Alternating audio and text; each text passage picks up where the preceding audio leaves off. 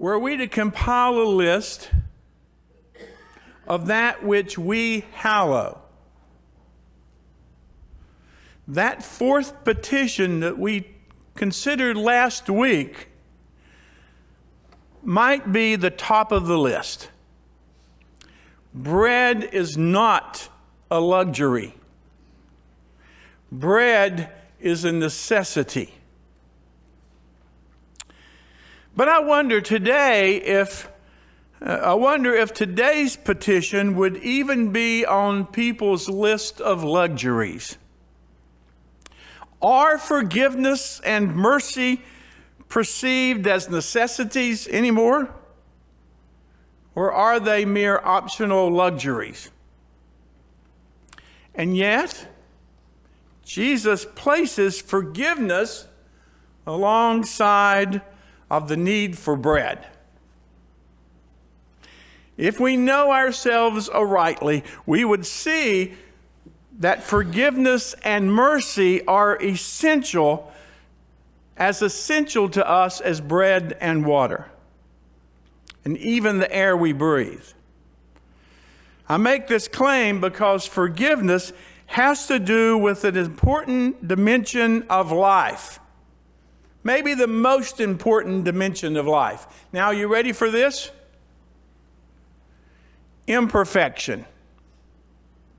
No, I'm not talking about imperfection because you look in the mirror and you see a few extra wrinkles and you got to go down to the store and find some of the latest wrinkle cream. No, I'm not talking about the fact that when you look at yourself in the mirror, you're wondering if your body parts have grown a little bit this past month more than you wanted them to. I'm not talking about whether or not you look in the mirror and say, wow, my hair is showing a little gray. Maybe I need to talk with my hairstylist next time about what I can do about that. I'm not talking about those things, those little things that we view as imperfection. When I get up in the morning, the truth is I'm going to face two realities. The first thing is I'm going to be hungry.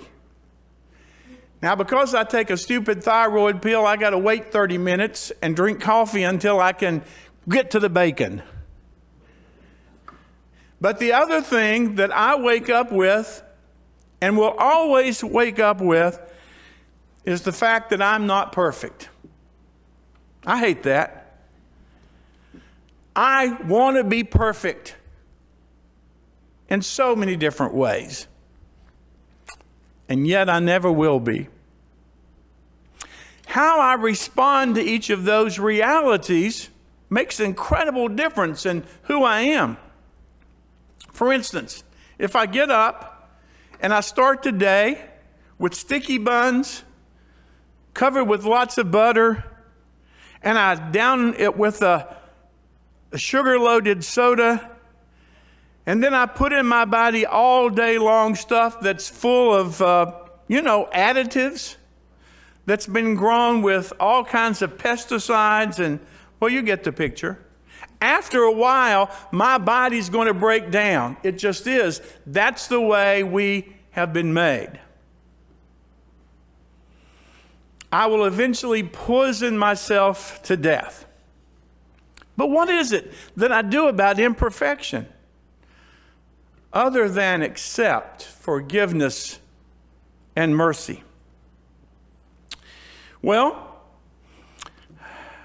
one of the things I can do is, underreact to my imperfection. I can deny it.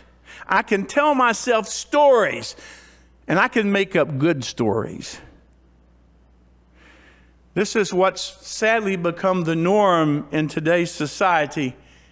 We make up stories that makes us feel better about ourselves, and we are afraid to take a true moral inventory, as they say in the 12 steps. The late Jerry Falwell, I have found, was right about something, and it pains me to say that he was ever right about anything, because his son hasn't been yet. But He was right when he and some others began talking years ago about the moral relativism had begun to grip our society and our values. Sadly, he didn't get what those values were that really were meaningful. But if all values are relative, then let's just admit it. There's no difference between Adolf Hitler and Albert Schweitzer. If we don't see the evil within the choices we make, then we truly are lost.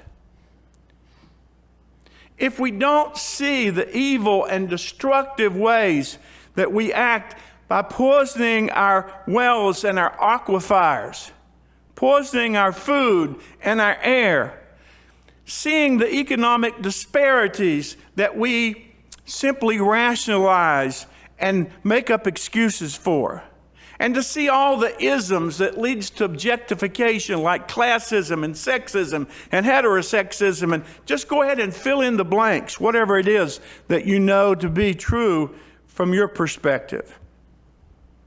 Even the militarism that has gripped our souls as we've continued to be in the longest wars of our history. The way that we build narratives to make it all, easy to swallow. We make up stories and narratives so that the poison that we're taking into our body or producing seems to make things better than they are. I hate that. We have become increasingly resistant to talk about sin. And sin is not about moralisms. Sin is about the destructive relationships that we continue to develop, both among human beings and the creation in which God has placed us. We can underreact to the fact that we're imperfect and that we make bad choices, and it impacts the lives of other people. On the other hand, I can overreact. This is an eye for an eye, tooth for a tooth.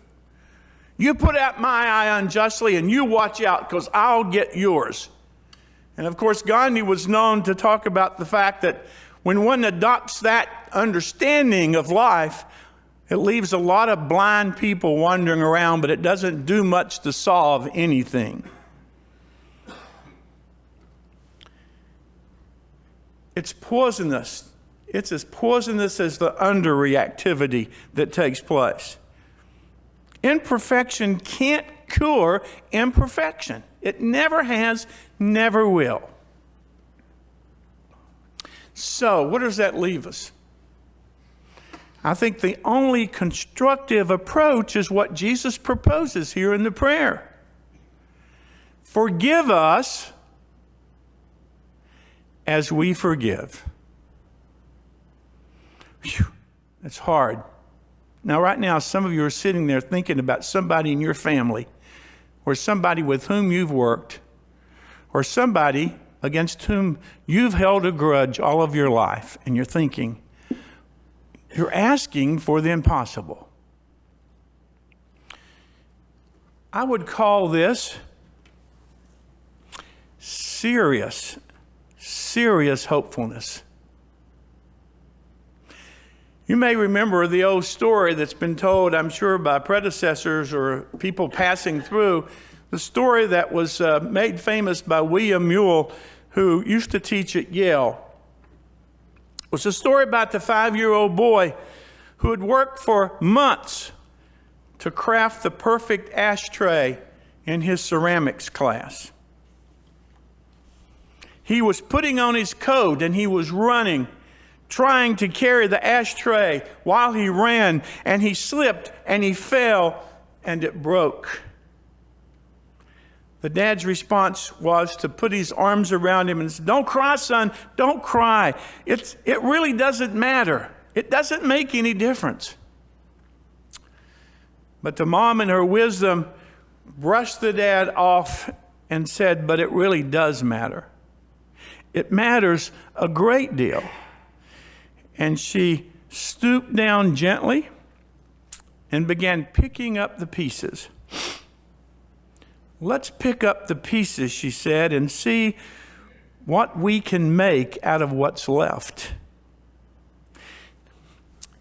There's true mercy. Not discounting what's happened, not discounting imperfection, but suggesting that something positive.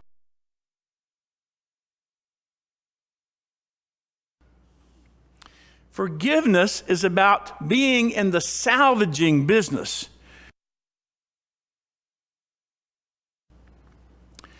We had an 53 Ford truck. My dad did, but I kind of took it over when I got my license.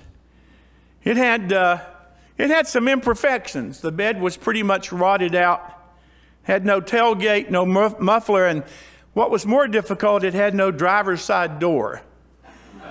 Sometimes when I was going around the curve, I kept 2 raincoats, one for the seat and one for me when it rained. But sometimes when I was going around the curve, I would start sliding out. And more than once, I've had a friend reach over and grab me to help me get back into the truck. It had a flathead Ford engine. Most of you don't even know what that is. It was a great engine. Paul probably remembers a flathead Ford engine. And so we looked at it one day, and Dad, as the engine was apparently just at a loss, Dad was pondering about, just taking it to Jake and Betsy Schuhoffers. They had the salvage yard in town. But he found where somebody had a 54 Ford truck.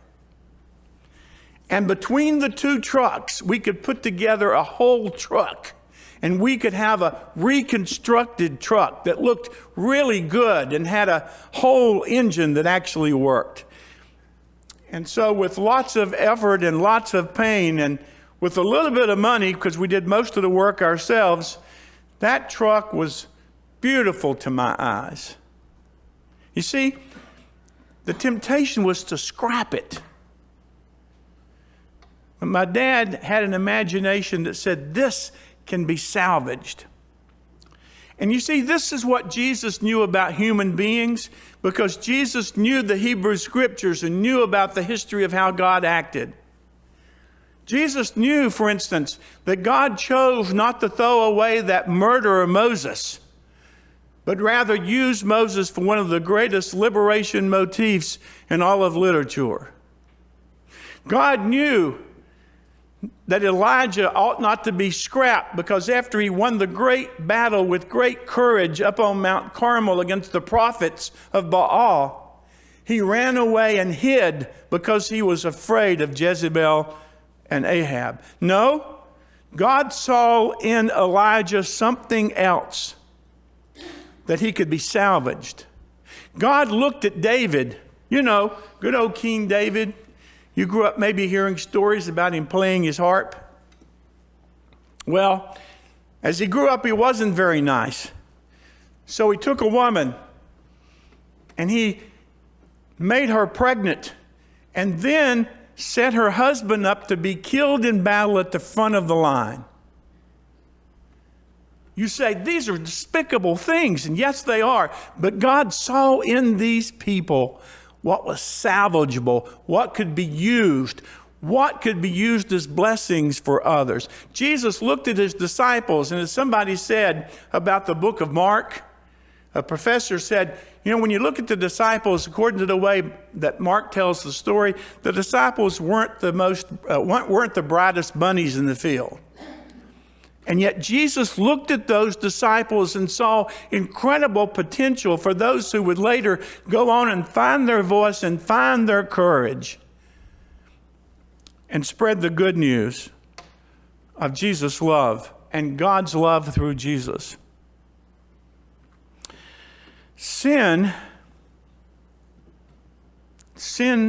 like hunger, is a part of who we are. And denying it does no good. Responding to it in kind does no good. The only working option is serious hopefulness. We face ourselves and see ourselves as we are, and we understand that God salvages, never scraps. We see those whom we have a difficult time loving, and sometimes even find ourselves hating. And we see when we look at them that God is never scrapping them either, that God is always trying to salvage them, that they may see within themselves the full potential that God sees and act. We face, as we consider the prayer that Jesus taught those following him to pray, face this as a way of dealing with others as well as ourselves. Because if you read the prayer, if we want to be salvaged, we got to be willing to extend that same grace and privilege to others.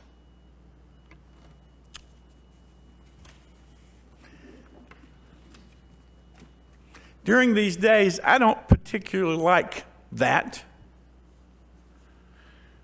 because we live in a place in society that's so polarized that people see the worst in each other.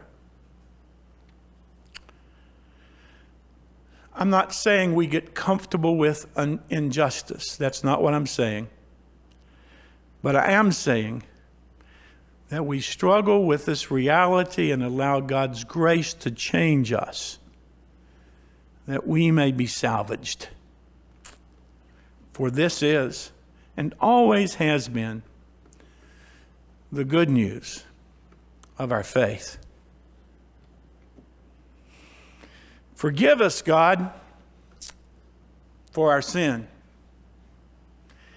and forgive those who sin against us. Serious hopefulness. May God give us the strength, the courage, and the grace to claim it for ourselves and those who need it as well. Amen.